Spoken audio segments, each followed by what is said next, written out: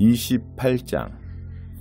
다윗은 이스라엘의 모든 지도자, 각 지파의 행정관, 여러 정부 부처의 책임자, 군 지휘관, 왕과 왕자들 소유의 재산과 가축을 맡은 관리인 등 나란 일을 맡은 모든 사람을 불러 모았다. 다윗 왕이 일어나서 이렇게 말했다. 나의 백성들이여, 내 말을 들으십시오. 나는 하나님의 언약궤, 곧 하나님의 발받침대를 영구히 둘 성전을 짓기를 간절히 원했습니다. 그래서 모든 준비를 다 마쳤으나 하나님께서 말씀하셨습니다. 너는 나를 높일 집을 지을 수 없다. 너는 너무 많이 싸웠고 너무 많은 사람을 죽였다. 하나님께서는 내 집안에서 나를 택하시고 영원히 이스라엘의 왕이 되게 하셨습니다. 먼저 그분은 유다 지파를 지도자로 택하셨고 그런 다음 내 집안을, 마지막으로 내 아버지의 아들들 중에서 나를 택하셔서 즐거이 온 이스라엘의 왕으로 삼으셨습니다. 그 다음에 내 모든 이들 중에서 하나님께서 내게 아들을 많이 주셨습니다. 솔로몬을 택하시고 하나님께서 통치하시는 이스라엘의 왕위에 앉히셨습니다. 그리고 이렇게 말씀하셨습니다. 내 아들 솔로몬이 내 집과 내 뜰을 지을 것이다. 내가 그를 택하여 내 귀한 양자로 삼았으니 나는 그에게 아버지가 될 것이다. 그가 계속해서 한결같은 마음으로 내 명령을 행하고 지금처럼 내 결정들을 힘써 지키면 나는 그의 나라가 영원히 지속되게 할 것이다. 이제 여러분은 온 이스라엘이 지켜보고 하나님께서 들으시는 이 공적인 장소에서 하나님의 백성으로 하나님의 계명을 마지막 하나까지 살피고 순종하십시오. 그러면 이 좋은 땅에서 삶을 마음껏 누리고 이 땅을 여러분의 자손에게 흠없이 물려주어 그들에게 복된 미래를 보증할 수 있을 것입니다. 그리고 나의 아들 솔로몬아, 너는 내 아버지의 하나님을 바로 알고 온 마음과 뜻을 다해 그분을 섬겨라. 하나님께서는 마음을 살피시고 그 모든 중심을 꿰뚫어 보신다. 내가 그분을 구하면 반드시 너를 만나 주실 것이다. 그러나 내가 그분을 버리면 그분도 너를 영원히 떠나실 것이다. 이제 잘 들어라. 하나님께서 너를 택하셔서 그분의 거룩한 집을 짓게 하셨다. 용기를 내고 마음을 굳게 먹어라. 그것을 시행하여라. 그러고 나서 다윗은 성전의 현관과 창고와 집회소와 속죄 제물을 바칠 장소의 설계도를 아들 솔로몬에게 건네주었다. 하나님의 영이 머릿속에 떠오르게 하신 모든 것, 곧 안뜰의 구도와 주위 모든 방의 배치, 모든 거룩한 물건을 보관할 창고의 설계도도 넘겨주었다. 또한 레위인과 제사장들을 조직하여 하나님의 집에서 예배를 인도하고 주관하게 할 계획과 함께 예배에 사용하는 기구들을 관리할 계획을 그에게 알려주었다. 금은 등잔대와 등잔, 거룩하게 구별된 빵을 차릴 상, 금 갈고리와 대접과 병, 분향단 등 예배에 사용할 각 기구에 금과 은이 얼마나 필요한지에 대해서도 구체적으로 일러주었다. 그는 또 하나님의 언약궤, 그룹 보좌 위로 날개를 펼친 그룹들을 조각할 도면도 주었다. 다윗은 하나님께서 내게 주신 전체 청사진이 여기 있다 하고 말했다. 다윗은 계속해서 솔로몬에게 말했다.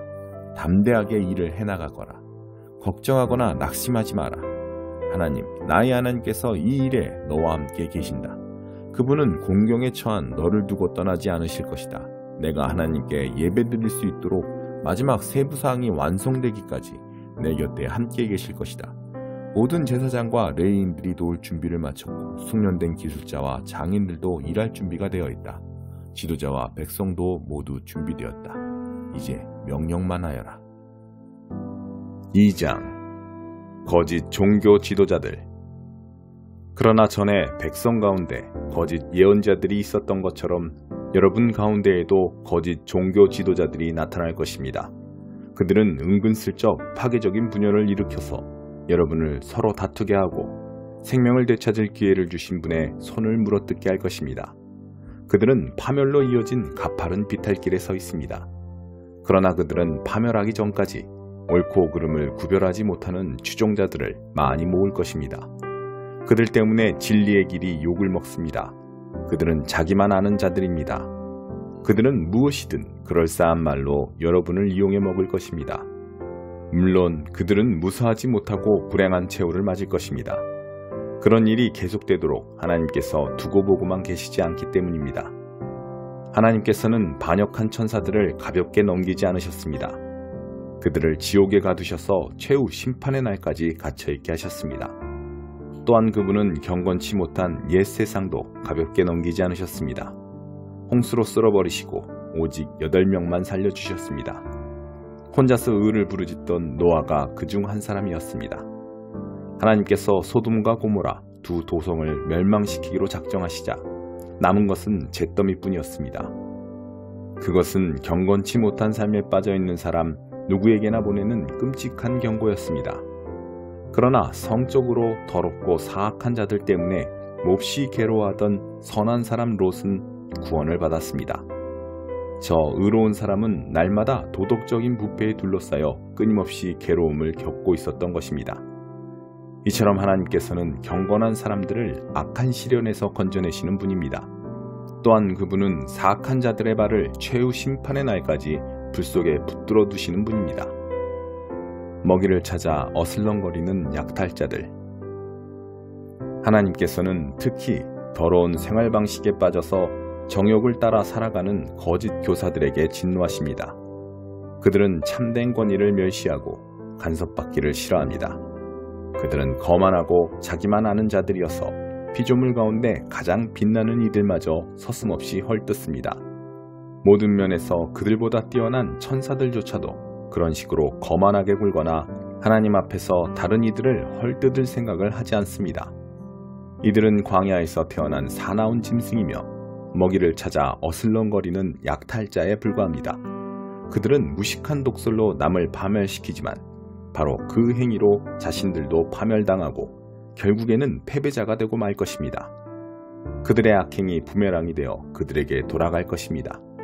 그들은 난잡한 파티를 즐기고 환한 대낮에도 흥청망청 쾌락에 빠진 비루한 자들입니다. 그들은 간음을 일삼고 죄짓기를 밥 먹듯 하며 연약한 영혼을 만날 때마다 유혹합니다. 탐욕이 그들의 전공입니다. 그들은 그 방면의 전문가들입니다. 죽은 영혼들입니다.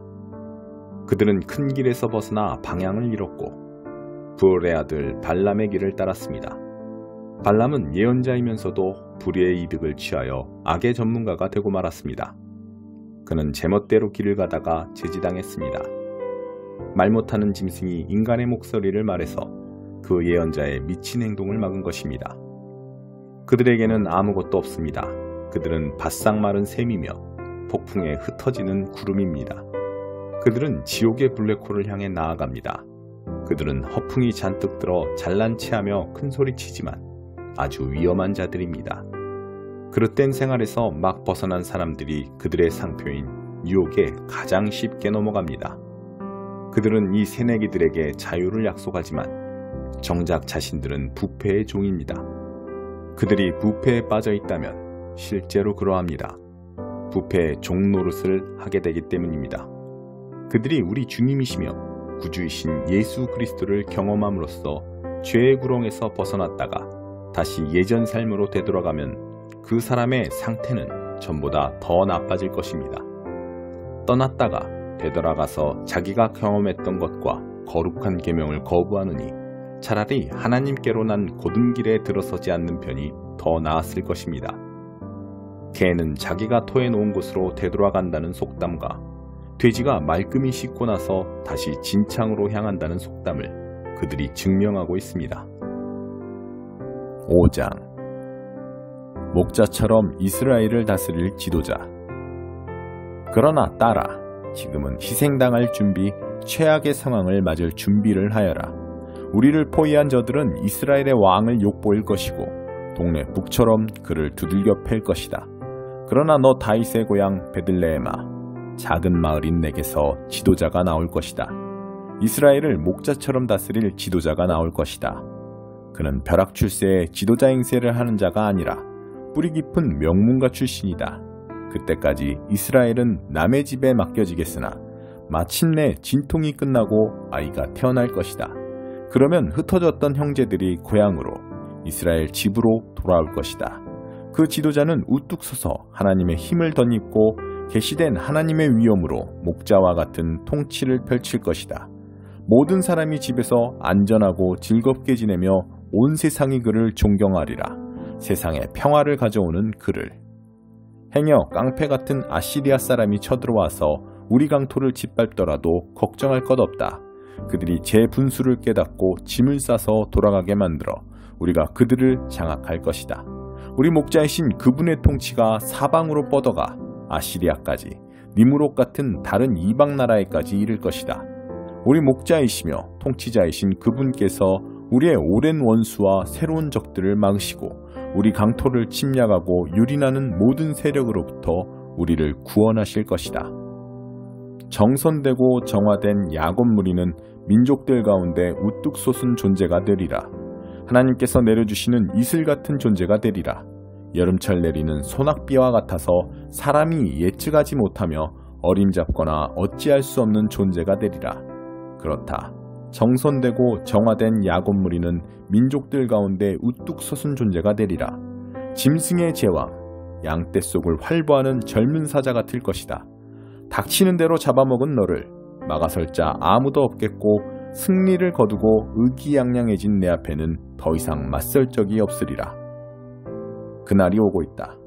하나님의 보고다. 전쟁이 그칠 날, 전쟁이 사라질 날이 오고 있다. 내가 너희 군마들을 도살하고 너희 전차들을 부술 것이다. 너희 진영과 요새들을 허물어뜨릴 것이다. 종교와 흑마술을 거래하는 암시장을 없앨 것이다.